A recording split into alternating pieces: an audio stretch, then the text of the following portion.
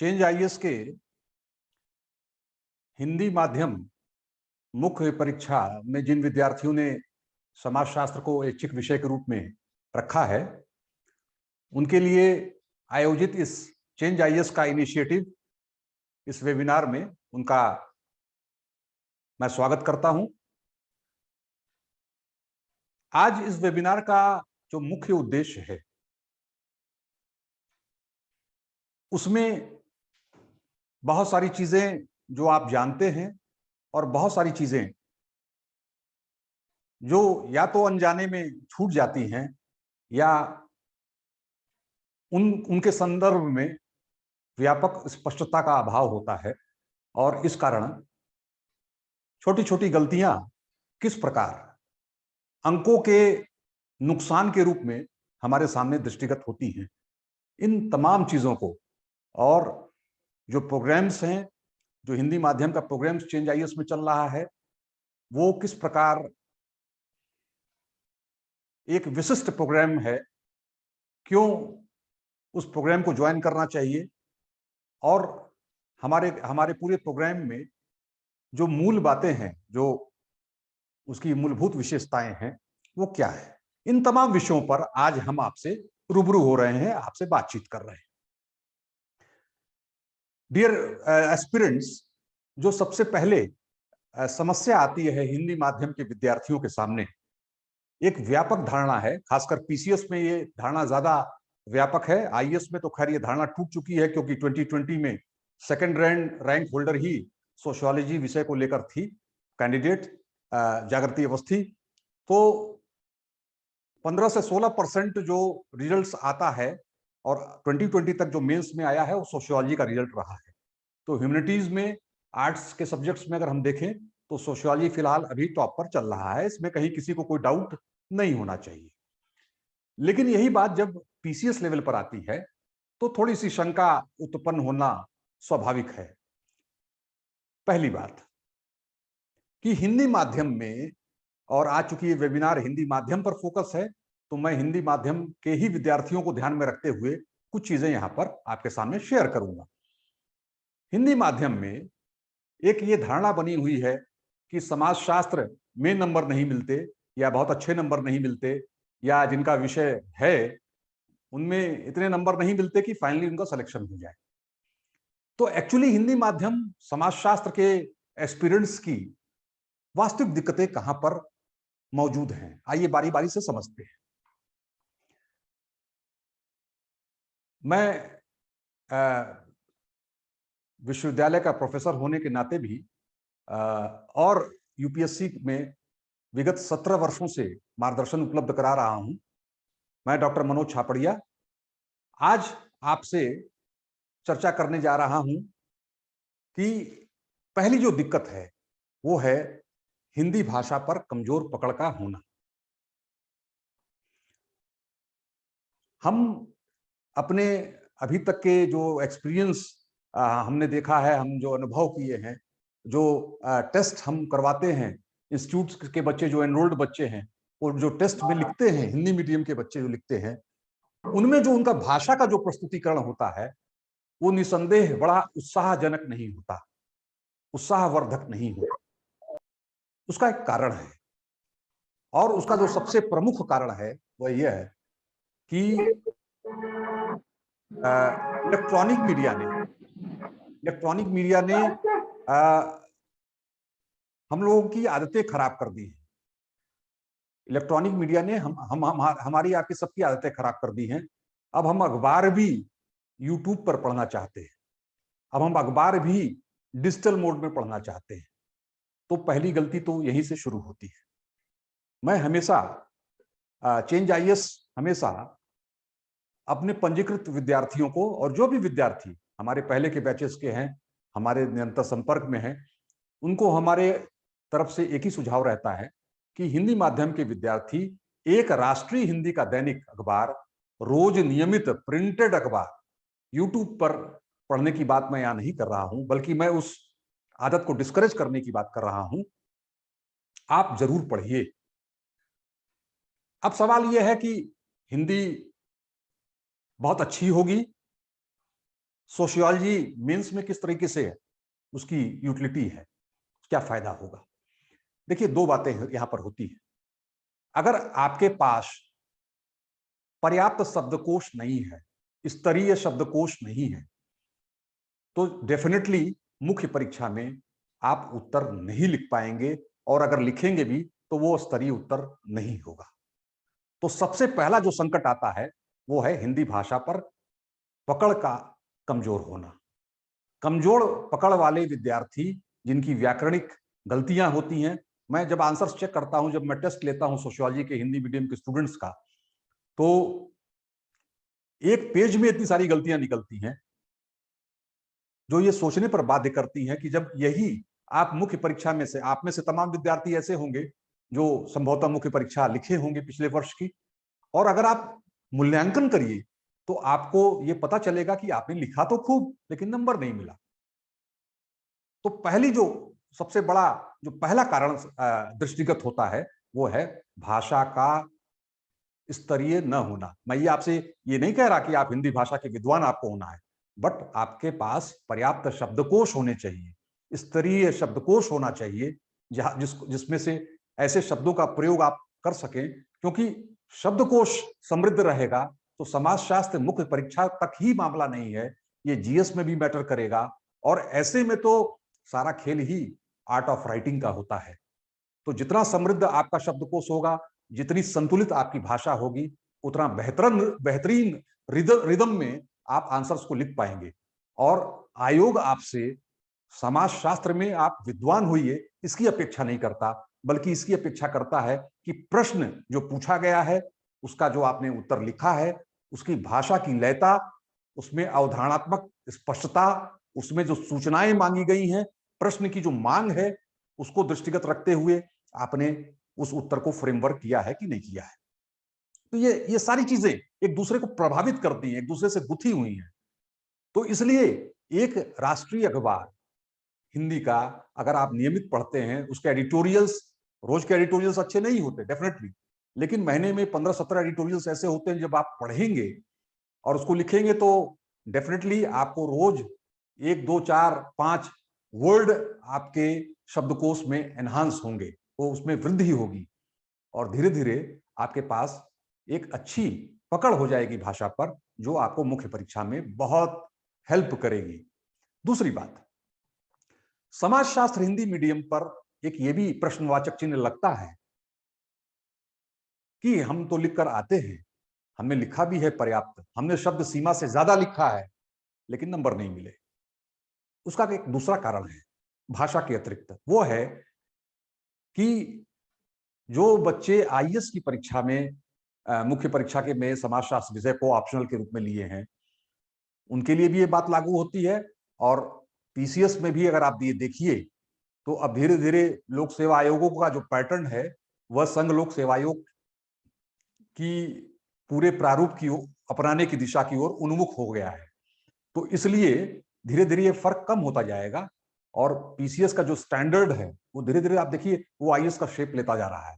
चाहे आप प्रीलिम्स की बात कर लीजिए और चाहे आप मुख्य परीक्षा का 2 साल का पेपर उठा लीजिए, तो आपको वो मोर और लेस ऐसी स्थिति दिखाई पड़ती है। तो समाजशास्त्र में जो सबसे बड़ी दिक्कत है वो है कि यह धारणा कि अरे समाजशास्त्र में कुछ हिंदी की किताबें हैं, उनसे हम रट लेंगे, थिंकर को तो रटना है, बाकी सेकंड पेपर में थोड़ा सा देख लेंगे और लिखाएंगे। तो जो आप हिंदी मीडियम में खासकर ये दिक्कत ज्यादा देखने को आती है कि आप सब्जेक्ट को जब कैजुअल वे में लेते हैं तो सब्जेक्ट भी आपको एग्जामिनेशन में कैजुअल वे में लेता है। अगर आप सब्जेक्ट को महत्व नहीं देंगे, आप कंटेंट को महत्व नहीं देंगे, तो एग्जामिनर भी आपने जो मुख्य परीक्षा में उत्तर लिखा है उसको बहुत ज्यादा महत्व नहीं देगा, और डेफिनेटली आपका अंकों के रूप में वहां पर नुकसान दृष्टिगत होगा, और होता है। तो कंटेंट हिंदी मीडियम में अक्सर यह सवाल आता है कि सर कंटेंट कहां से लाएं, कंटेंट की जो शॉर्टेज है या जो मार्केट में जो उपलब्ध है। तो सबसे पहली बात, मैं हमेशा इस बात को हतोत्साहित करता हूं कि बाजार का रेडीमेड कंटेंट का प्रयोग कतई न करें। पता नहीं उसकी वो कौन से ब्रांड का नाम लेकर बेचा जा रहा है, या तो आप वास्तव में किसी भी इंस्टीट्यूट से, मैं ये नहीं कहता कि आप चेंज आईएएस से, बिल्कुल नहीं कहता, आप खुद परिपक्व हैं, आप वहीं अपने को पंजीकृत कराएंगे जहां आपको लगेगा कि आपको बेहतर मार्गदर्शन मिल सकता है, उस इंस्टीट्यूट से, उस फैकल्टी से आप उसके संपर्क में रहिए, उससे पूछिए कि सर हमको कौन से कंटेंट को पढ़ना चाहिए। चेंज आईएएस में चूंकि सोशियोलॉजी हिंदी मीडियम और इंग्लिश मीडियम दोनों की कक्षाएं मैं ही लेता हूं, तो हमारे यहाँ चेंज आईएएस में इतना कंटेंट पीडीएफ फॉर्म में या दूसरे फॉर्म में उपलब्ध करा दिया जाता है कि आपको बाजार के किसी कंटेंट की आवश्यकता नहीं होती है, और उसके अतिरिक्त आपको पढ़ना भी नहीं रहता। दोनों बात है। तो एक तो अनावश्यक नोट्स को इकट्ठा करना, किताबों को इकट्ठा करना, और रोज उन ढेर सारी किताबों और नोट्स को देखकर अपने ब्लड प्रेशर को बढ़ाना, तनाव को बढ़ाना, उससे आपको मुक्ति मिलेगी अगर आप चेंज आईएएस के प्रोग्राम को ज्वाइन करते हैं। क्योंकि हम एक मिशन को लेकर चलते हैं कि आपको कम से कम किताबों का बोझ आप पर पड़े, आप रेगुलर क्लास करिए, और सबसे बड़ी चीज ये है, और जो अधिकांश विद्यार्थी जिस पर इसको इग्नोर करते हैं, वो है अवधारणात्मक स्पष्टता। अब आप ये देखिए, मैं अवधारणात्मक स्पष्टता की बात कह रहा हूं। आईएएस मुख्य परीक्षा में तो बिना अवधारणात्मक स्पष्टता के गाड़ी चलेगी ही नहीं। रटकर लिखने का जमाना जा चुका है। पीसीएस में भी 2 साल के मुख्य परीक्षा के जो प्रश्न पूछे गए हैं, जो तौर तरीका है, उसमें भी एक बात क्लियर हो गई है कि सोशियोलॉजी एक ऐसा विषय है जिसको आप रटकर या बहुत सेलेक्टिव होकर उससे आप एसडीएम का पद प्राप्त नहीं कर सकते। अगर आपको करना है तो उसके लिए आपको कॉन्सेप्चुअल क्लियरिटी होनी चाहिए, और वो तभी होगी जब आपके पास स्तरीय मार्गदर्शन हो और स्तरीय कंटेंट हो, और साथ ही साथ आप जिस भी संस्था से, आप चेंज आईएएस से अगर जुड़े हैं, तो जैसे हम क्या करते हैं अपने फुल कोर्स प्रोग्राम में, अभी हिंदी मीडियम का एक बैच शुरू हुआ है, 15 दिन पहले चल रहा है वो, और हम जब एक यूनिट खत्म करते हैं तो वहां आर्ट ऑफ आंसर राइटिंग का प्रैक्टिस कराते हैं। हमारे उस बैच के एक विद्यार्थी संभवतः दिखाई दे रहे हैं, तरुण, आप जुड़े हैं क्या? वरुण पांडे, आप जुड़े हैं क्या? जी जी सर, मैं हाँ, जुड़ा हूँ सर। ये जुड़े हैं, गुड इवनिंग, और ये इन्होंने कोर्स गुड ज्वाइन इवनिंग भी किया है। तो आप ये देखिए कि आपके पास स्तरीय मार्गदर्शन है, आपके पास स्तरीय कंटेंट है, पाठ्य सामग्री है, लेकिन आपको उत्तर लेखन की कला नहीं मालूम है, तो वहां पर भी मुख्य परीक्षा में जिस अंक को प्राप्त करने की मंशा आप रखते हैं, वो अंक आपको प्राप्त नहीं होते। तो 3 चीजें यहां पर उभर कर आई। पहला है मार्गदर्शन, दूसरा है कंटेंट, और तीसरा है आर्ट ऑफ आंसर राइटिंग, उत्तर लिखने की कला। इन तीनों के बिना आप 60+ मार्क्स की कल्पना करना बेमानी होगी, और इसका एक ही रास्ता है कि आप अपने हिंदी भाषा के व्याकरणिक दोष को दूर करिए, समाजशास्त्र विषय के स्तरीय कंटेंट को रखिए। बहुत ढेर सारी किताबें आपने कलेक्ट कर ली, उसका कोई मतलब नहीं होता। और तीसरा कि जिस भी टीचर के मार्गदर्शन में आप तैयारी कर रहे हैं, उसके संपर्क में रहिए, क्वेश्चन आंसर लिख कर दिखाइए, और किसी भी उत्तर को लिखने के पहले किस तरीके से उत्तर लिखना है, कैसे फ्रेमवर्किंग की जाती है, आर्ट ऑफ आंसर राइटिंग क्या है, क्वेश्चन की मांग क्या है। जैसे मैं आपको एक एक एग्जाम्पल देना चाहता हूं, आप इस एग्जाम्पल को देखिए तो आपको क्लियर हो जाएगा। यहां पर जो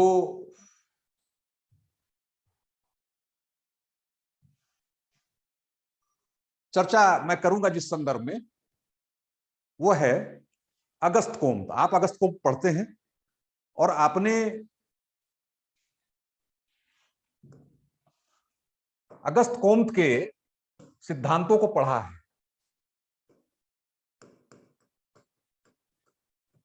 अब आप देखिए, अगस्त कोम्त में 2 सिद्धांत आपको पढ़ने हैं। पहला है प्रत्यक्षवाद, पहला है, और दूसरा है विज्ञानों का संस्करण।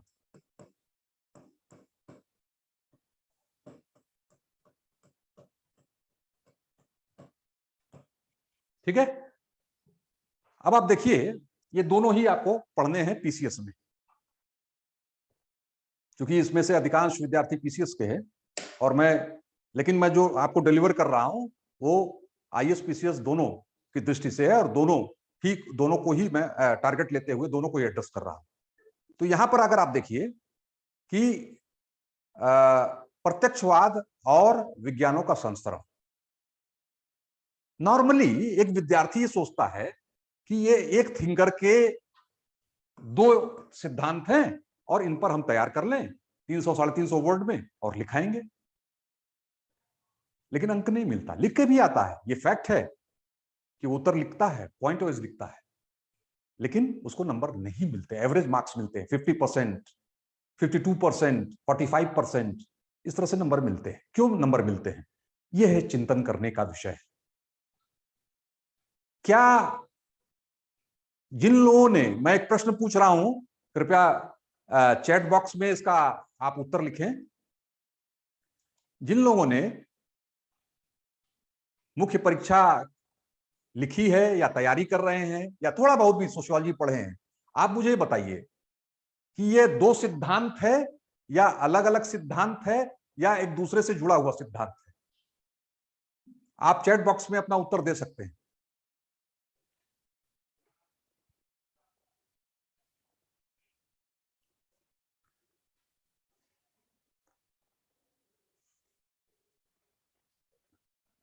हाँ, वरुण का रिस्पांस आया है।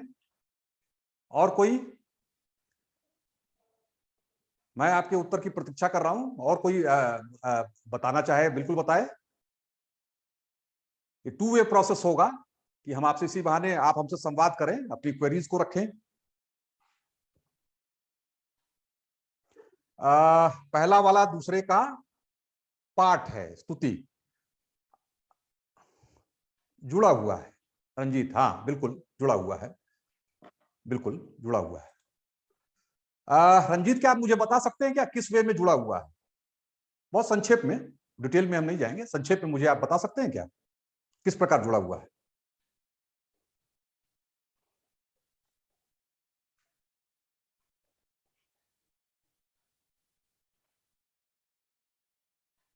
एनीबडी?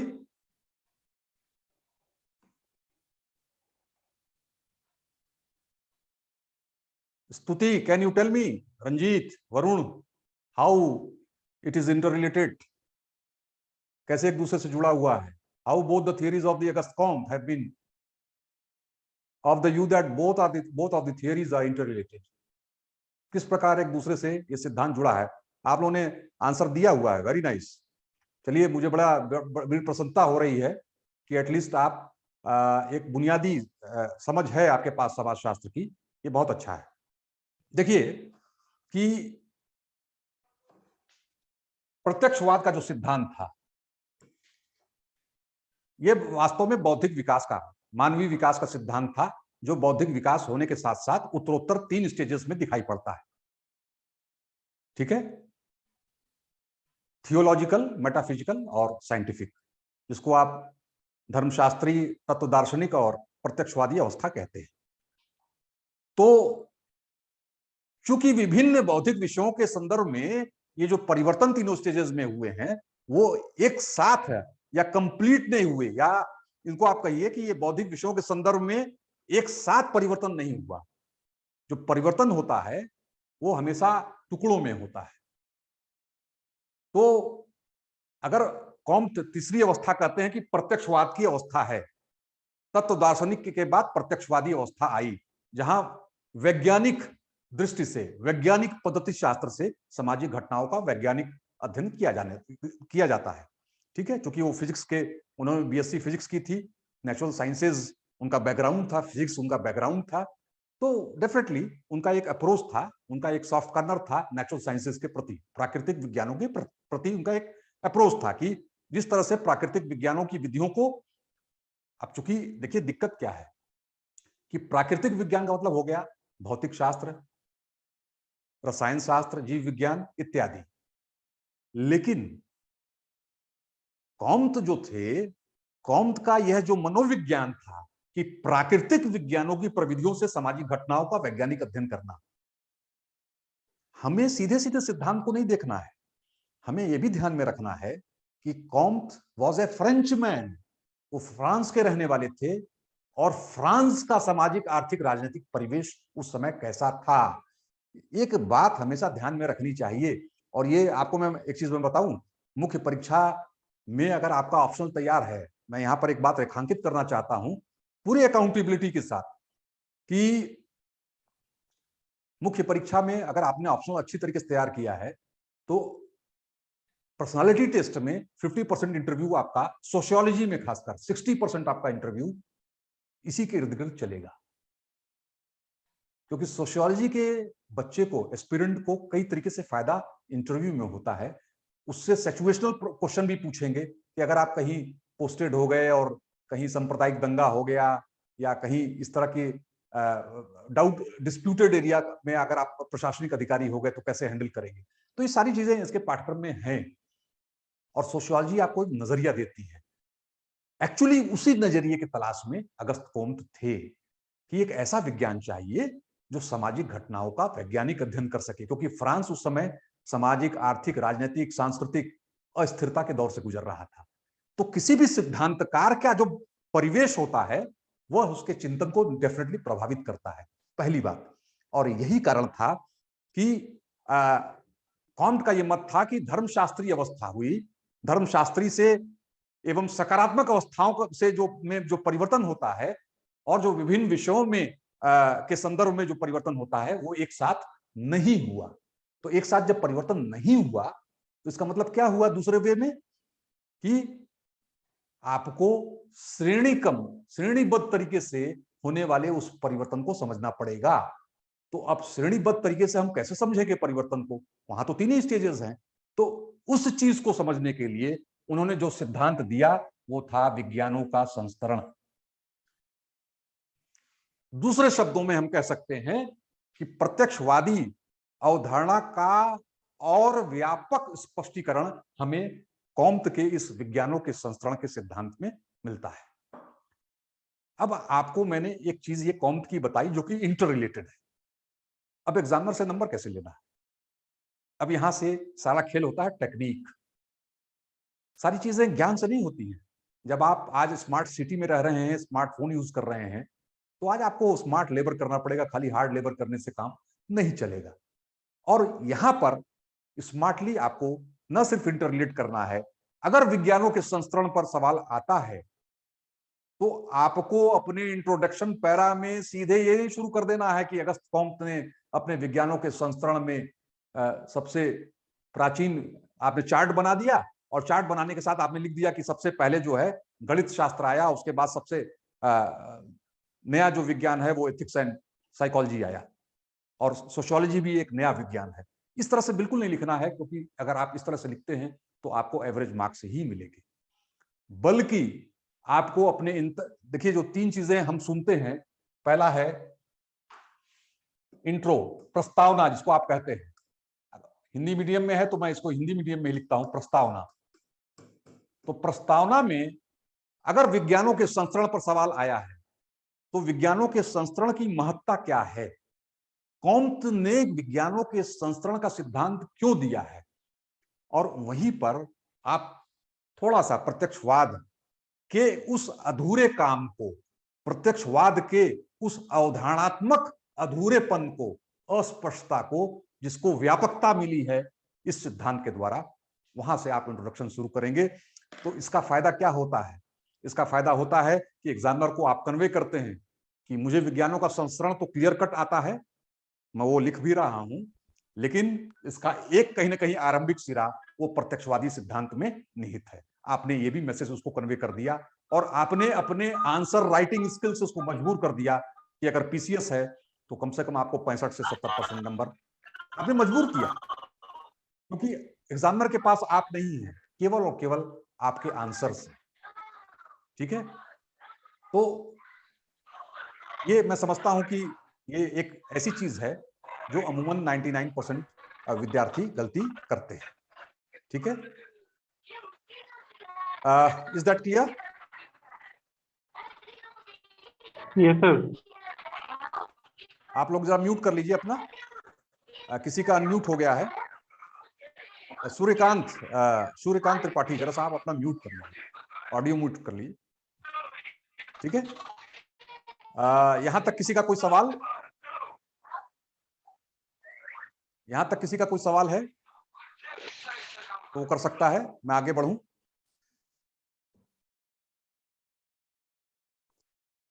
ठीक है, तो अब इसके बाद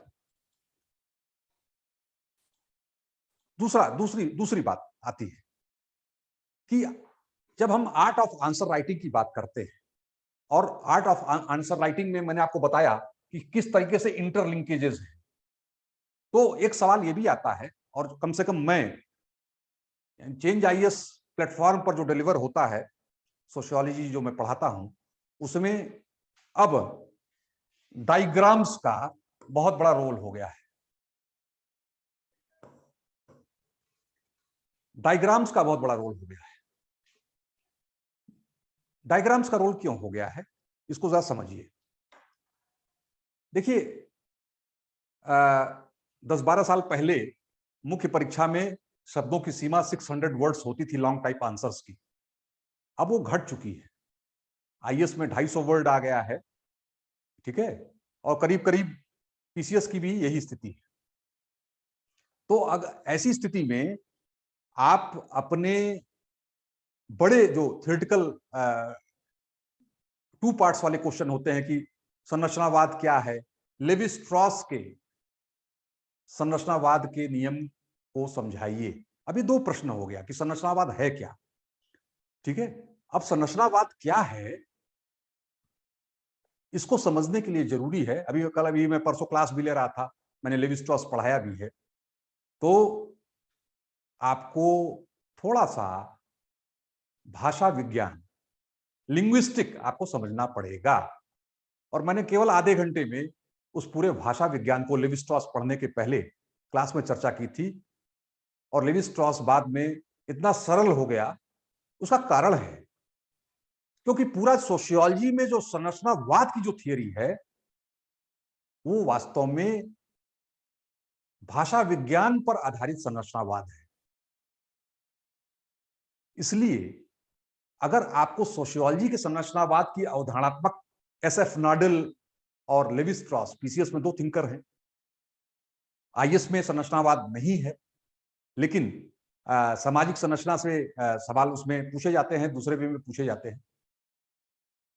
तो आप लेवी स्ट्रॉस या एसएफ नॉडेल को कैसे तैयार करेंगे जब तक आपके पास संरचनावाद क्या है, उसका बुनियादी नियम क्या है, वो किस पर काम करता है, उसकी अवधारणात्मक स्पष्टता आपके पास नहीं होगी। तो छोटे भाई चुप रहिए। गलतियां जो होती हैं वो इस वे में होती है। थियरी में जितनी कोशिश की जाती है कि हम चीजों को रट कर लिखेंगे, उतना अधिक नुकसान आपको अंकों के रूप में होता है। तो डायग्राम जो है, जैसे मान लीजिए आपने मार्क्स का वाद, हीगल का द्वंद्वात्मकता आपको समझाना है, तो वाद, प्रतिवाद, संवाद, ठीक है, ये हीगल का द्वंद्वात्मकता का सिद्धांत है। अब आप देखिए, तब कई बार सवाल पूछा गया है कि द्वंद्वात्मक भौतिकवाद से क्या तात्पर्य है। आईएएस में ये सवाल तो करीब करीब पूछा जाता है हर अल्टरनेट ईयर्स पर, पीसीएस में भी ये सवाल पूछा जाता है, ठीक है। तो अब ये हीगल का द्वंद्वात्मक सिद्धांत है, लेकिन इसको जब आप मार्क्स का आंसर लिखेंगे, या मार्क्स में जब आप ये दिखाएंगे कि वर्ष संघर्ष होता है, और वर्ष संघर्ष जिस दर्शन पर आधारित है, वो दर्शन हीगल का ये दर्शन है, यानी कि ये हैव्स है, ये हैव्स नॉट है। आदिम जब साम्यवाद था, जब हैव्स और हैव्स नॉट नहीं थे, उसके बाद दास मालिक युग आया, तो मालिक कौन था? हैव्स था, और दास कौन था? हैव्स नॉट था। तो आप कुछ नहीं करिए, इस पर यहां पर आप एक चार्ट बना दीजिए, और यहां इसको एरो बना दीजिए, यहां आप एक चार्ट बना दीजिए, यहां आप एक एरो बना दीजिए। यहां कौन हो गया? यहां मालिक हो गया, मालिक, यहां दास हो गया। उसके बाद अर्धभूदास, सामंत, अर्धभूदास,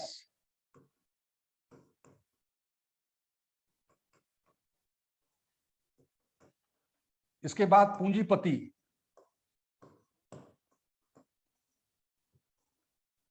ये आ गया सर्वहारा। ठीक है, अब आप देखिए पूरे इस एक चार्ट से आपने न सिर्फ हीगल के डायलेक्टिक्स, द्वंदात्मकता को यहां मेंशन कर दिया, बल्कि आपने ये भी यहां स्थापित कर दिया, प्रमाणित कर दिया, जस्टिफाई कर दिया कि आपको हीगल का द्वंदात्मक दर्शन मालूम है। मार्क्स ने इसका इस्तेमाल किया था, मार्क्स हीगल से प्रभावित था, उसने उसके डायलेक्टिक्स के सिद्धांत को अपनाया था। उसने कहा था कि हीगल का सिद्धांत सर के बल खड़ा था, मैंने उसे पैरों के बल खड़ा कर दिया। अब वहीं पर आपने एक फ्लो चार्ट बना दिया कि ये वाद, थीसिस क्या है, यानी जो हैव्स हैं, जिनके पास उत्पादन की शक्ति है, जिनके पास उत्पादन के साधन को निर्मित करने की आवश्यक शक्ति है, जिसके पास पूंजी है, और ये कौन है, इनके पास केवल बेचने को श्रम है। तो मालिक दास युग, वर्ग संघर्ष हुआ, परिवर्तन हुआ, सामंत अर्धभूदास आ गए, यानी मालिक की जगह सामंत आ गए, दास की जगह अर्धभूदास आ गए। फिर वर्ग संघर्ष हुआ, शोषण बढ़ा, हैव्स और हैव्स नॉट के बीच, स्वयं के लिए चेतना, स्वयं के लिए चेतना बन गई। उसके बाद यही सामंत पूंजीपति के रूप में उभर कर सामने आया इंडस्ट्रियल रिवॉल्यूशन के बाद, और हैव्स नॉट सर्वहारा के रूप में दृष्टिगत हुआ। तो आप देखिए एट अ ग्लांस पूरा चार्ट से आपने सोशियोलॉजी, और एग्जामिनर जब देखता है कि आपने एक सटीक डायग्राम से आंसर को रिप्रेजेंट करने का प्रयास किया है, तो फिर वो बहुत ही कम कोशिश करता है कि आपने जो पैरा में लिखा है वो पढ़े, क्योंकि डायग्राम वही व्यक्ति बना सकता है, वही कैंडिडेट बना सकता है जिसको अवधारणात्मक स्पष्टता होगी। हवा में डायग्राम बनाना इतना आसान नहीं, कहीं ना कहीं गलती हो जाएगी और नंबर कट जाएंगे। ठीक है, तो ये एक चीज है जो आपको ध्यान में रखनी चाहिए। तो आप देखिए कार्ल मार्क्स की थियरी सब ग्रैंड थियरी है। अगर लिखने को कहा जाए द्वंदात्मक भौतिकवाद क्या है, तो लिखने को 10 पेज भी कम है, लेकिन चूंकि शब्दों की सीमाएं हैं और आपको एकेडमिक्स का ज्ञान नहीं लेना है, आपको सिर्फ प्रतियोगी परीक्षा में, मुख्य परीक्षा में अधिकाधिक अंक अर्जित करने हैं, तो वहां पर smartly with the help of diagram, और मैं जो चेंज आईएएस में जो पढ़ाता हूं उसमें करीब करीब हर टॉपिक में और थिंकर्स में खासकर, जिसमें कहा जाता है कि डायग्राम का प्रयोग लगभग असंभव है, मैं हर थिंकर्स में कम से कम 2 से 3 डायग्राम बनवाता हूं। तो एक इनोवेटिव मेथड है ये सोशियोलॉजी को लिखने का, पढ़ने का और समझने का। ठीक है, और यही आपको एग्जामिनेशन में पे करता है। तो मैं समझता हूं आपको एट अ ग्लांस ये समझ में आ गया होगा कि बदले हुए परिवेश में जब प्रश्न पूछने की प्रवृत्ति बदल रही है, आयोग का पैटर्न बदल रहा है, आयोग की मंशा बदल रही है, और वो बदल क्यों रही है, आपको परेशान करने की नहीं है। ये डेफिनेटली ये बात सही है कि आयोग हर वर्ष कुछ ना कुछ कर कर हमें और आपको चौंकाता है, नई चुनौतियां प्रस्तुत करता है, लेकिन उसके पीछे एक स्वस्थ मंशा ये है कि वो उन्हें एक बेहतरीन नौकरशाहों की तलाश है, प्रांतीय सेवा में भी और राष्ट्रीय सेवा में भी। तो आप सबसे उत्कृष्ट सेवा के लिए तैयारी कर रहे हैं, तो जाहिर सी बात है कि मापदंड भी हाई लेवल का होगा। तो इस सकारात्मक मानसिकता के साथ आपको अपने उत्तर लेखन शैली को डेवलप करना चाहिए। में आप प्लीज जरा सा ऑडियो म्यूट कर लीजिए। उसके बाद यहां तक किसी को कहीं कोई सवाल हो तो आप हमसे कर सकते हैं, फ्री हैं, बिल्कुल फ्रीली। आप कोई भी प्रश्न है, रंजीत कोई सवाल है आपका? राज कुमार, हाँ बताइए क्या सवाल है, टाइप कर दीजिए चैट बॉक्स में।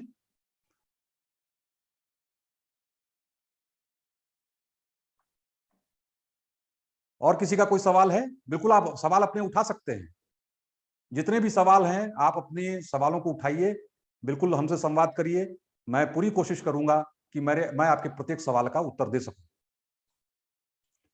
तो इस वे में आप देखिए कि किस तरीके से सोशियोलॉजी को आप with the help of diagram भी अपने उत्तर का पार्ट बना सकते हैं। अगला जो चीज है कि सेकंड पेपर में केस स्टडीज का प्रयोग कैसे करें। यहां पर मैं आपको एक चीज स्पष्ट करना चाहता हूं कि जैसे आपने सेकंड पेपर के लिए आपने एक अवधारणा पढ़ी कि जाति और वर्ग के बीच का अंतर क्या है। मान लीजिए एक सवाल आया कि जाति या जाति गतिशीलता, संस्कृतिकरण की अवधारणा को स्पष्ट करिए, कई बार पूछा गया है। तो अब आप ये समझिए कि संस्कृतिकरण पूछा गया है,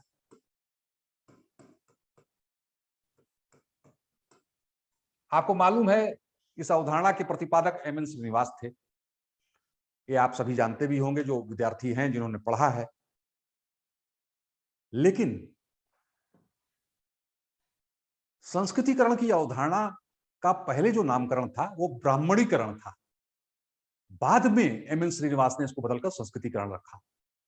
उसका कारण क्या था?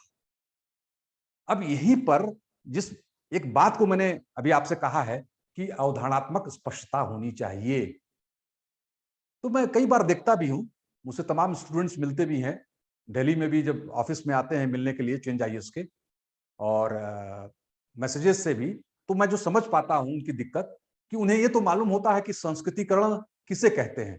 आप में से कोई मुझे बताएगा क्या कि संस्कृतिकरण किसे कहते हैं? एनीबॉडी? सर संस्कृतिकरण वह प्रक्रिया है जिसमें सर समाज का निचली जातियां या निचला वर्ग समाज की उच्च जातियों की सर आदतें, जीवन शैली, खान पान एवं व्यवहार को सर अपनाते हैं। इसकी वजह से सर इनकी, मैं शॉर्ट बता रहा हूँ सर, इसकी वजह से सर इनकी वर्तमान पीढ़ी में तो सर कोई अंतर नहीं आता, लेकिन आने वाली जो सर पीढ़ियां होती हैं उनके सर इस स्तरण में अंतर आ जाता है सर, उनका स्तरण थोड़ा सा अपने ही वर्ग में थोड़ा सा ऊंचा हो जाता है। Very nice Varun. He is one of the best student of Hindi medium batch, और अभी इन्होंने 15-20 दिन पहले ही ज्वाइन किया है। क्या क्या 20 दिन 25 दिन में क्या फायदा आपको हुआ वरुण? सर बेसिक चीज क्या है ना सर कि जैसे सोशियोलॉजी में सर हम क्या करते थे पहले सर, केवल और केवल सर फोकस होते थे आंसर राइटिंग पे, और सर होता नहीं सर, हमने मगअप कर लिया और जाके सर वहाँ पेपर में मैंने सर कई बार मेंस पे लिखा है तो उतार आते थे। अब सर जब जो हम गए थे ना कॉन्सेप्चुअल तो सर पापा लोग क्लियरिटी है। और थोड़ा चाचू सा ने आप जो म्यूट भी कर लीजिए, बाकी लोग जरा सा अपना ऑडियो प्लीज म्यूट कर लीजिए। वरुण बड़ी इंपॉर्टेंट बात कह रहे हैं, और इन्होंने पिछले बार आईएएस मुख्य परीक्षा और पीसीएस मुख्य परीक्षा का में मेंस लिखा हुआ है। Varun continue please. सर जो कॉन्सेप्चुअल क्लियरिटी होनी चाहिए सोशियोलॉजी में सर, हिंदी माध्यम में सर थोड़ा सा क्या मटेरियल का भी अभाव है मार्केट में, इंग्लिश मीडियम को सर हिंदी में नहीं है, वो सर दूर हुई, और हमें जो डिलीवर करना है सर ना आंसर कॉपी में यानी मेंस के एग्जाम में, वो sir to the point sir पढ़ने को मिला, उससे सर कॉन्फिडेंस बढ़ा। दूसरा जो फालतू चीजें हम पढ़ते थे ना सर, एनर्जी हम लगाते थे 100%, लेकिन डिलीवर कर पाते थे वहाँ ओनली 40-50%। अब सर टू द पॉइंट आ गया सर। ये देखिए, मैं सिर्फ इतना कहना चाहता हूं, ज्यादा नहीं कहूंगा इस पर। ये स्टूडेंट का सेल्फ स्पॉन्टेनियस व्यूज था जो आपके बीच ये आया। Thank you Varun. हम हमेशा थैंक यू सर। हमारे जितने फैकल्टीज हैं चेंज आईएएस की, वो एक ही सिद्धांत पर काम करती हैं कि we have to deliver quality guidance to each and every student. उसमें हम कोई समझौता नहीं करते, और इसी कमिटमेंट के साथ हम आपके बीच आपकी समस्याओं को सुनते हैं, आपको पढ़ाते हैं, और आपको तैयार करते हैं, और कोशिश करते हैं कि आपको सफलता के द्वार तक ले जाएं। तो मैं कह रहा था कि संस्कृतिकरण की अवधारणा आप सभी परिचित हैं, जैसा कि मेरे एक विद्यार्थी जो कि अभी 3 हफ्ता हुआ है बैच ज्वाइन किया हुआ, और जब ये आए थे और अभी जो फर्क है वो साफ दिखाई दे रहा है। संस्कृतिकरण क्या है इन्होंने बताया, और आप सभी भी जानते हैं कि जब भी कोई अनुसूचित जाति या जनजाति किसी द्विज जाति, अब बहुत सारे विद्यार्थियों को ही नहीं मालूम है द्विज जाति होती क्या है। कोई मुझे बताएगा द्विज जातियां किसे कहते हैं? What is the meaning of द्विज जातियां? सर वो जाती है जिसमें सर संस्कार होते हैं जन्म के बाद सर, और जिनका कोई? सर तुरंत दोबारा संस्कार और कोई? Anybody else? Sir, twice born. Twice born. But what do you mean by the twice born? So they consider themselves to be the purest form of caste in caste hierarchy. They have removed the all impurity in first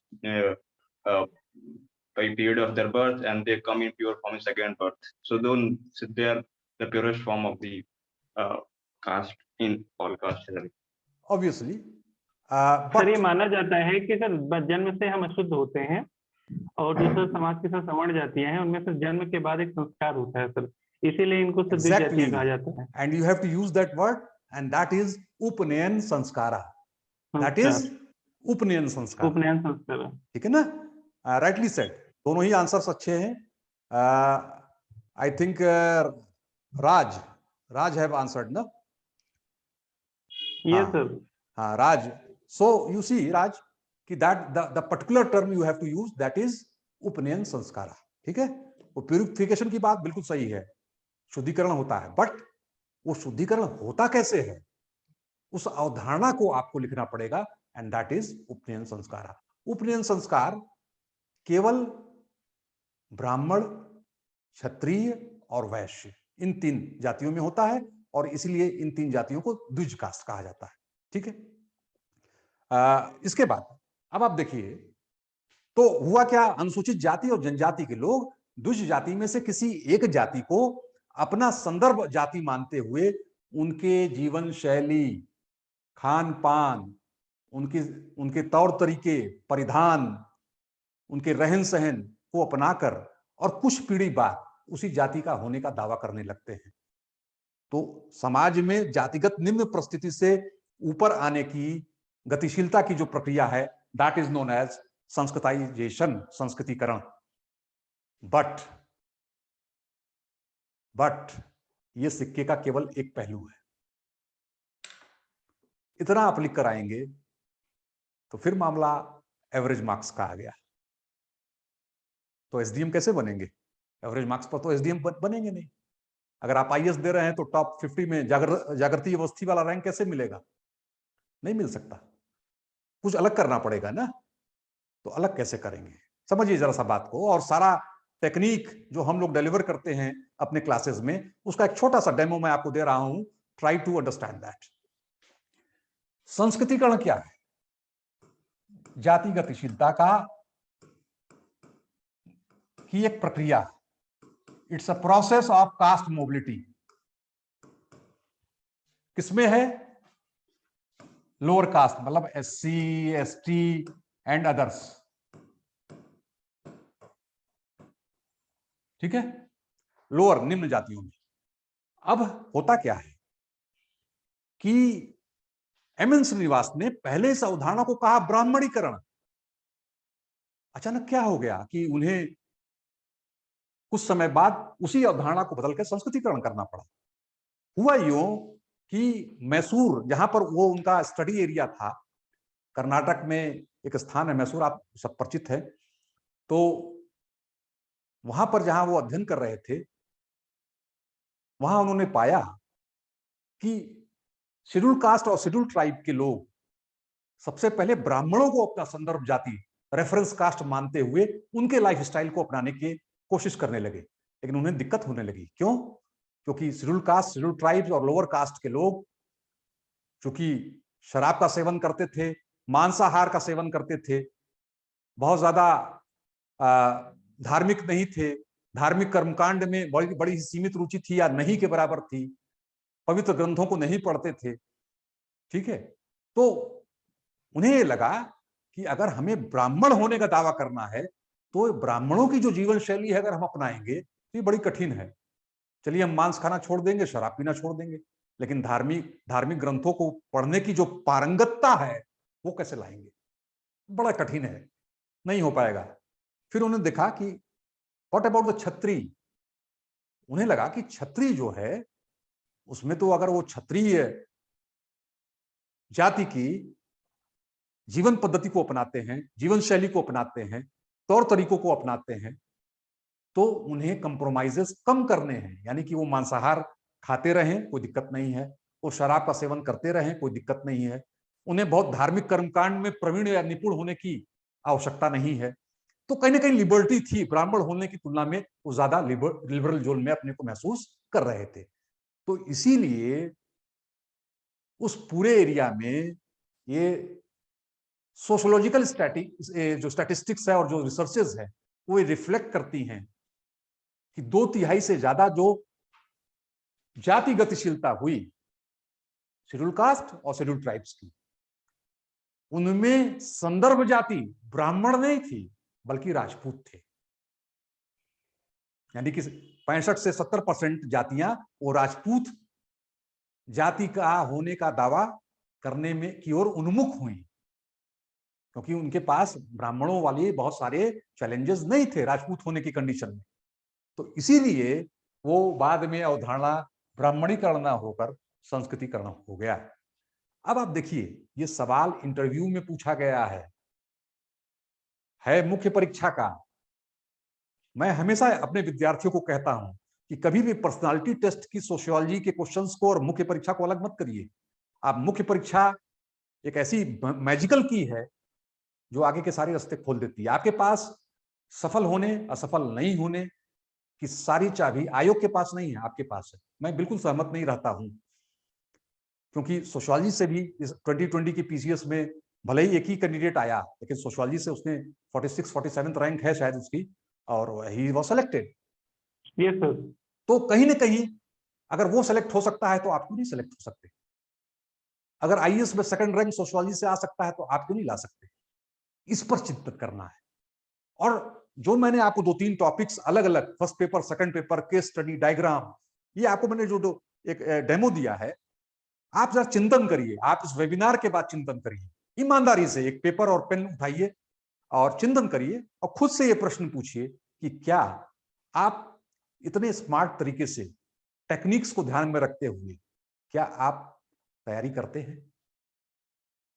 और खुद ईमानदारी से उस उत्तर को स्वीकार करिए। जो भी उत्तर अंदर से आए कि नहीं करते हैं या करते हैं लेकिन थोड़ी कमी है, वो कमी क्या है उसको कागज पर लिखिए, डिस्कस करिए अपने टीचर से। आप चेंज आईएएस ज्वाइन करते हैं, आप मुझसे डिस्कस करिए।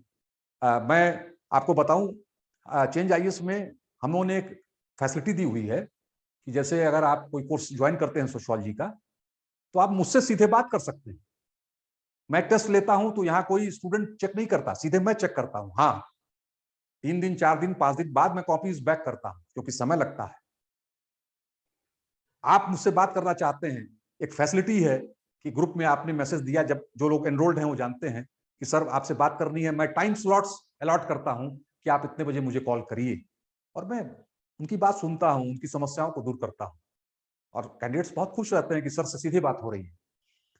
तो जो मेथोडोलॉजी यहां पर है क्वालिटी टीचिंग डिलीवर करने की हमारे एंड पर, वो उसका एक छोटा सा आपको मैंने सैंपल दिया है।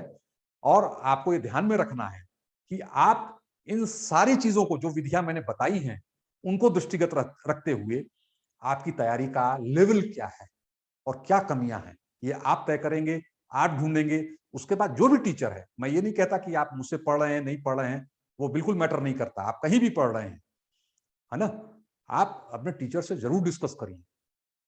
एक बात मैं अमूमन कहता हूं कि किसी भी इंस्टीट्यूट को ज्वाइन करने के पहले मैं अक्सर कहता हूं, खुले मन से इस बात को कहता हूं, ये जरूर ज्वाइन करिए कि जिस भी आप अपनी जो इतना इतना बड़ा अमाउंट आप जमा करते हैं एज ए फीस उस इंस्टीट्यूशन में, आप ये जरूर पता करिए कि जहां आप पढ़ने जा रहे हैं, खासकर ऑप्शनल, क्या वो रेनाउंड प्रोफेसर है, क्या वो एस्टैब्लिश्ड स्कॉलर है, क्या वो उसका एक्सपर्ट है कि खाली बस उसने 2 प्रीलिम्स दिया और पढ़ाना शुरू कर दिया। तो ये जरूर ध्यान में रखना चाहिए, क्योंकि गुरु अगर आपको अच्छा मिल गया, आपको मेंटोर अच्छा मिल गया, तो आपको सफलता के द्वार तक लेकर ही जाएगा। वो डांटेगा भी, समझाएगा भी, खुद भी आपके साथ मेहनत करेगा और आपको मेहनती बनाएगा भी। ये ध्यान रखिए। तो जो टीचर होता है, अगर वो गुरु आपको अच्छा मिल गया, तो डेफिनेटली आपके बहुत सारी आपकी कमियां स्वतः धीरे धीरे दूर हो जाएंगी और आप अपने आप को सफलता के द्वार के करीब पाएंगे। एक जो बात आती है, कई बार बच्चे मुझसे पूछते हैं, तो ये एक प्लेटफॉर्म है, मैं जरूर इस पर करूंगा कि सर आईएएस और पीसीएस, बहुत सारे बच्चे हैं, आप में से भी होंगे जो आईएएस की परीक्षा भी दे रहे होंगे और पीसीएस का भी दे रहे होंगे। क्या अंतर है? बेसिकली देखिए, अंतर है, थोड़ा सा अंतर है, 19-20 का अंतर है, और धीरे धीरे ये अंतर और कम होता जाएगा, ऐसा मेरा अनुमान है एक प्रोफेसर होने के नाते। क्योंकि मुझे 3 विश्वविद्यालय का अनुभव है और मैंने बड़े करीब से इस पूरे सिस्टम को देखा है, समझा है, और उस अनुभव के आधार पर मैं आपसे कह रहा हूं कि पीसीएस में जो क्वेश्चंस पूछे जाते हैं वो थोड़े से स्ट्रेट फॉरवर्ड क्वेश्चन होते हैं। हालांकि सेकंड पेपर में सेक्शन बी वाले में थोड़े टेढ़े सवाल आने शुरू हो गए हैं पिछले 2 साल से, क्योंकि आयोग संघ लोक सेवा आयोग के पैटर्न पर चल पड़ा है। लेकिन आईएएस में अगर आप देखिए तो आईएएस में यह स्थिति और ज्यादा स्पष्ट रूप से दिखाई देती है। अब मैं आपको एक सैंपल दूं, एक सैंपल मैं आपको दे रहा हूं। जैसे एक सवाल आया कि विज्ञान और प्रौद्योगिकी की महामारी की स्थिति में जो है, एक सवाल है,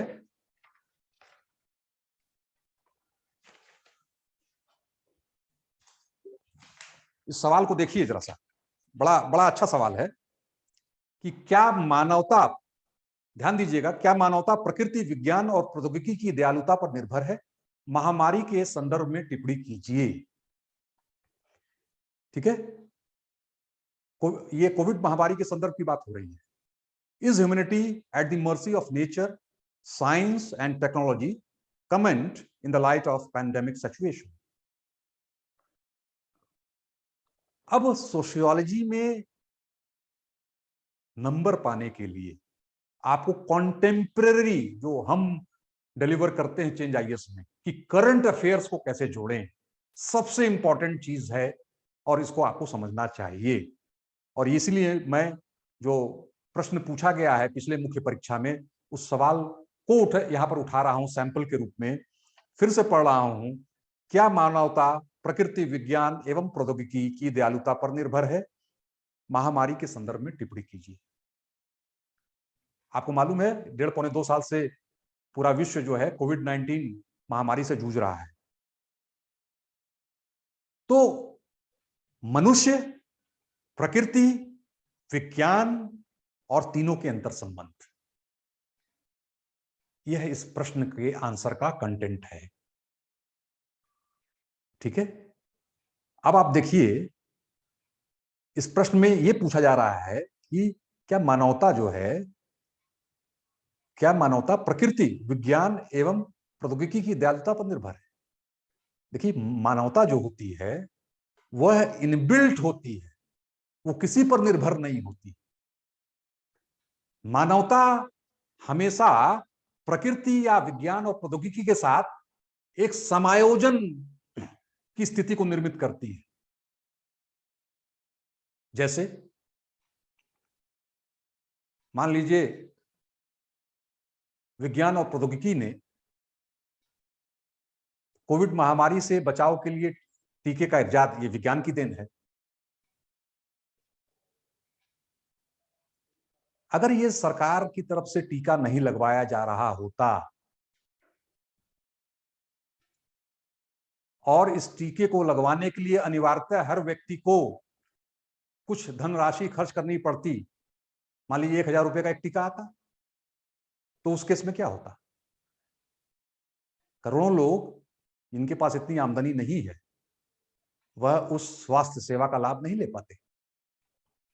ठीक है, तो ऐसे कंडीशन में जो हैव्स हैं, जो सक्षम हैं, जिनके पास पूंजी की शक्ति है, वह किस प्रकार समाज में अपनी भूमिका का निर्वहन कर सकते हैं? मानवता वही है। तो मानवता प्रकृति का एक अंग है, प्रकृति की एक विशेषता है, प्रकृति का एक कंपोनेंट है, हो सकता है, क्योंकि आप और हम प्रकृति से अलग नहीं हैं, लेकिन पूर्णतः निर्भर नहीं, यह भी स्पष्ट है। क्योंकि अगर आपके अंदर करुणा नहीं है, आप किसी की मदद नहीं कर सकते, महामारी में कोई आपके अगल बगल समाज में तमाम ऐसे परिवार हैं जो कठिनाई में थे, आपने उनकी सहायता नहीं की, कर सकते थे, तो उसमें प्रकृति और विज्ञान का कोई दोष नहीं है।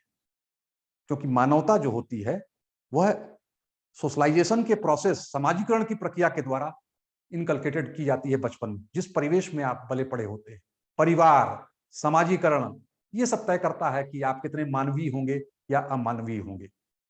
ठीक है, तो अब आप यहां देखिए, समाजीकरण आ गया, परिवेश आ गया, परिवार आ गया, सामाजिक दायित्व आ गया, विज्ञान और प्रौद्योगिकी के सामाजिक उत्तरदायित्व आ गया, मनुष्य के रूप में आपका अनुकूलन करने की सामर्थ्य और उसमें क्षमता आ गई, ये सारी चीजें जब आप लिखेंगे तो डेफिनेटली आपको बहुत अच्छे नंबर मिलेंगे। तो इसलिए मैं फर्स्ट पेपर में भी और सेकंड पेपर में भी, अभी आपको मुझे बताते हुए बड़ी खुशी हो रही है कि पूरे भारत में चेंज आईएएस पहला इंस्टीट्यूट है जो समाजशास्त्र की एक वर्ष में 4 करंट अफेयर की पत्रिका शुरू किया है इस महीने से, जो हमारे यहाँ हिंदी और इंग्लिश मीडियम, अभी तो इंग्लिश में शुरू है, लेकिन वो जो पंजीकृत विद्यार्थी हैं उनको मुफ्त में विदाउट एनी चार्ज उनको मैगजीन मिलेगी। 3 महीने में एक इशू आता है और उसमें आपको सोशियोलॉजी, केवल सोशियोलॉजी ही नहीं बल्कि जीएस के फर्स्ट पेपर में इंडियन सोसाइटी, सेकंड पेपर में सोशल जस्टिस और थर्ड पेपर में इंटरनल सिक्योरिटी से जुड़ी हुई और अलॉन्ग विथ समाजशास्त्र मुख्य जो आपका ऐच्छिक विषय है, इससे जुड़े हुए जितने भी करंट अफेयर हैं वो करीब करीब, मैं ये तो नहीं कहता 100%, उसका दावा करना भी बेमानी है, बट करीब करीब अधिकांश करंट अफेयर की जो सूचनाएं हैं, जो न्यूज हैं, उनको एक जगह कंपाइल कर वो उपलब्ध। ये पहली बार पूरे भारत में चेंज आईएएस ने इस तरह का प्रयास शुरू किया है। तो वो हम अपने स्टूडेंट्स को फ्री ऑफ कॉस्ट देते हैं और उससे एक जो सबसे बड़ा फायदा होता है कि आपको करीब करीब 80 से 90% करंट अफेयर सोशियोलॉजी के पॉइंट ऑफ व्यू से एक जगह मिल जाता है। क्लास में आपको बताया जाता है कि आप करंट अफेयर को कैसे यूज करिए। जैसे मान लीजिए लैंड रिफॉर्म्स है, पीसीएस में भी और आईएएस में भी सेकंड पेपर में ये टॉपिक पढ़ाया जाता है सोशियोलॉजी में, भूमि सुधार। अब जब आप लैंड रिफॉर्म्स के बारे में आंसर लिखते हैं तो डेफिनेटली आप AR देसाई और 60s और 70s के जो स्टडीज हैं सोशियोलॉजी में उसको लिखते हैं। मैं जब अपने क्लासेस में पढ़ाता हूं तो मैं उसको कोट जरूर करता हूं, लेकिन मैं आपको बताऊं अभी 2019 में लेटेस्ट वर्क आया है रूरल सोशियोलॉजी पर और वो लीडिंग इंडिया के सोशियोलॉजिस्ट के द्वारा, कई सोशियोलॉजिस्ट के द्वारा वो किया गया है, पब्लिश वर्क है। अब मैं जब भूमि सुधार मैंने पढ़ाया तो मैंने लेटेस्ट 2019 का लैंड रिफॉर्म का पैन इंडिया डाटा अपने एस्पिरेंट्स, अपने एनरोल्ड स्टूडेंट्स को लिखवाया। अब आप मुझे बताइए कि आप 40 साल पहले का डाटा लिखेंगे, आप 2 साल पहले का डाटा लिखेंगे, वो चाहे पीसीएस हुआ चाहे आईएएस हुआ। तो डेफिनेटली एग्जामिनर देखता है कि आपने लिखा क्या है और उसके बाद आपके उत्तर का मूल्यांकन होता है। तो एक चीज आप लिखिए, एक चीज आप अपना द्वंद्व हटा दीजिए, डायलेमा हटा दीजिए कि क्वालिटी में गिरावट नहीं होनी चाहिए, कंटेंट क्वालिटेटिव होना चाहिए। आप अपने पैटर्न पर अपने कर्म को करिए। आप आयोग क्या करेगा क्या नहीं करेगा ये आपका हेडक नहीं है। कम से कम आप अपने पार्ट पर, अपने कर्मास को, अपने एफर्ट्स को 100% देने की कोशिश करिए, उसमें कमी न रहे। आपने अपना 100% एफर्ट्स दिया, आपने क्वालिटी कंटेंट लिखा, बाकी छोड़ दीजिए, ऑलमाइटी पर छोड़ दीजिए। प्रकृति कभी भी इनजस्टिस नहीं करती, ये बात मैं हमेशा कहता हूं। आप जिस स्तर का प्रदर्शन करेंगे उस स्तर का मूल्यांकन किया जाता है। बाकी तो सब कहने की बातें होती हैं कि ऐसे कॉपी चेक होती है, इन सब अफवाहों में कहीं कोई दम नहीं है। अगर गड़बड़ कॉपी चेक होती है तो फिर सोशियोलॉजी से ही कोई व्यक्ति एसडीएम क्यों बन जाता है? उसको भी नहीं बनना चाहिए, किसी को नहीं बनना चाहिए। उसी में से 4 टॉपर्स कैसे निकल जाते हैं? तो फिर सबका ही रिजल्ट गड़बड़ होना चाहिए। तो किसी भी तरह की इस तरह के जो प्रोपोगंडाज हैं इनसे दूर रहिए, जमकर तैयारी करिए। मैंने आपसे कहा कि क्वालिटी कंटेंट पर फोकस करिए, क्वालिटी गाइडेंस को महत्व दीजिए। किसी भी इंस्टीट्यूट को ज्वाइन करने के पहले इंश्योर करिए कि जिस टीचर से आप पढ़ने जा रहे हैं वो रेनाउंड टीचर है कि नहीं है, कि खाली विज्ञापन वाला टीचर है। क्योंकि कुछ लोग इतना मार्केटिंग कर देते हैं कि मार्केटिंग से ही बहुत बड़े टीचर बन जाते हैं, तो इससे आपकी कहीं कोई मदद नहीं होगी। रियल टीचर होना चाहिए, उसको जानकारी होनी चाहिए, उसको आयोग का जो ट्रेंड है, प्रारूप है, कंटेंट है, वो मालूम होना चाहिए ताकि वो आपकी मदद कर सके। और आखिरी बात, बहुत सारे उत्तरों का जो टेस्ट हम लेते हैं, अभी कल ही मैं 7-8 कॉपी चेक कर रहा था, तो मैंने देखा कि प्रश्न पूछा कुछ और गया है। स्टूडेंट ने शुरुआत बहुत अच्छी की और बॉडी पार्ट तक आते आते वो डेविएट कर गया। पूछा क्या गया है वो भूल गया और उसने पता नहीं क्या लिखना शुरू कर दिया। तो मैं हमेशा सलाह करता हूं कि आप कम से कम प्रश्नों को 3 बार पढ़ें और यह समझने का प्रयास करें कि क्या प्रश्न की मांग क्या है, प्रश्न में पूछा क्या गया है, और उस मांग को ध्यान में रखते हुए, जैसे मान लीजिए पूछा गया संरचनावाद, मैंने आपसे पूछा कि संरचनावाद क्या है, लेवी स्ट्रॉस के संरचनावाद सिद्धांत की व्याख्या करिए, पीसीएस में अगर मैं पूछा गया तो इस प्रश्न के 2 भाग हैं। पहला भाग संरचनावाद क्या है, आपको 10 से 12 लाइन संरचनावाद पर फोकस करना चाहिए, ठीक है, ये आपका इंट्रो पैरा हो जाएगा पूरा। फिर बॉडी पार्ट में आप शुरू करिए लेवी स्ट्रॉस का सिद्धांत कि किस तरीके से उन्होंने नातेदारी व्यवस्था के आधार पर लिंग्विस्टिक स्ट्रक्चरलिज्म को आधार बनाते हुए, भाषाई संरचनावाद को आधार बनाते हुए उन्होंने इंसेस्ट टैबू, निकटा अभिगमन निषेध के आधार पर उन्होंने अपने पूरे संरचनावाद के सिद्धांत को स्पष्ट किया, ठीक है, और फिर उसके हिसाब से आप कंक्लूजन करिए जैसा कि प्रश्न में पूछा गया है। तो प्रश्न जब आप बीच बीच में पढ़ते रहते हैं तो कहीं दाएं बाएं होने की संभावना लगभग खत्म हो जाती है। और यह भी एक बहुत बड़ा विसंगति मैं देखता हूं, हिंदी माध्यम के विद्यार्थी ऐसी गलतियां बहुत करते हैं। तो यह भी मेरा सुझाव है कि इस पर भी आप गंभीरता से काम करें। देखिए, एक बात मैं और कहूंगा, हिंदी मीडियम के विद्यार्थियों के लिए एक साधे सब सधे, सब साधे सब जाए। आप एसएससी की भी तैयारी करेंगे, आप हिंदी मीडियम से पीसीएस की भी तैयारी करेंगे, आईएएस की भी करेंगे, तो दिक्कत होगी। एक साधे सब सधे, एक लक्ष्य बनाइए और अर्जुन की तरह उस पर फोकस करिए। होता क्या है कि आप अपनी एकाग्रता को, अपनी क्षमता को बांट देते हैं 10 प्रतियोगी परीक्षाओं में, यानी कि अगर आपके अंदर ऊर्जा 100% है तो वो 10-10% 10 क्षेत्र में बट गई, और बटी हुई ऊर्जा से कभी कोई युद्ध, कभी कोई प्रतियोगिता, उसमें क्वालिफाई आप कर जाएंगे, इसमें डाउट है। एक लक्ष्य बनाइए, 10 दिशाओं में जाएंगे तो कहीं भी नहीं पहुंचेंगे, घड़ी के उस पेंडुलम की तरह जो इधर भी जाता है इधर भी जाता है लेकिन पहुंचता कहीं नहीं। तो ये मुझे पूरा विश्वास है कि आज के वेबिनार के बाद जो कुछ मूलभूत पक्ष थे हिंदी माध्यम के विद्यार्थियों के द्वारा जो की जाने वाली गलतियां थी, जो कमजोरियां थी, जो विसंगतियां थी, और जिस मोड से हम उन क्षेत्रों पर विशेष रूप से चेंज आईएएस में अपनी टीचिंग के दौरान, क्लासरूम टीचिंग के दौरान काम करते हैं, वो चीज हम आपको आपके अंदर इनकलकेट करने का प्रयास करते हैं, तो आपको उससे फायदा पहुंचा होगा। आज के इस वेबिनार में बड़े धैर्य के साथ आप हमारे साथ बने रहे, इसके लिए मैं I am very thankful to all of you. और हमारा बैच शुरू हो गया है।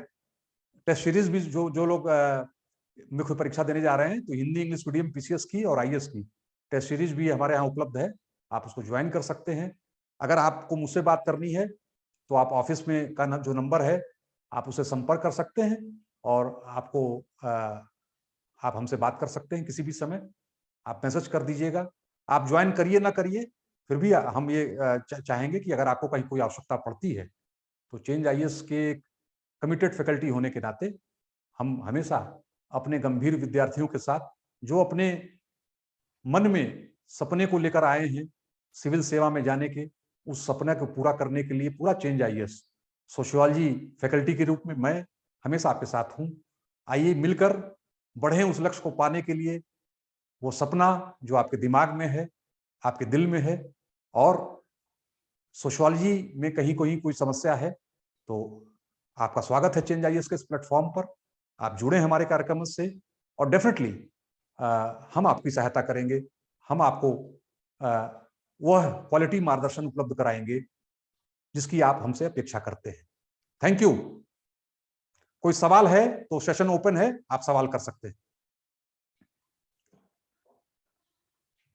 Any questions?